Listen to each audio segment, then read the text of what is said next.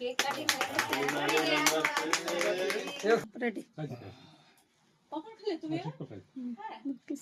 কি চালাবে সামনে সামনে হাতে দে ঠিক আছে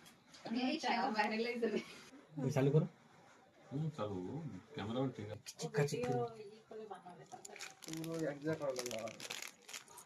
আদা দাও তাই না রেট থাকে হ্যাঁ খান কি বল এত মুখ তো দেখতে পাচ্ছেন আবার কি বলে বাবা এবারে বানাও ভিডিও বানাও দরকার আছে ভিডিও বানাও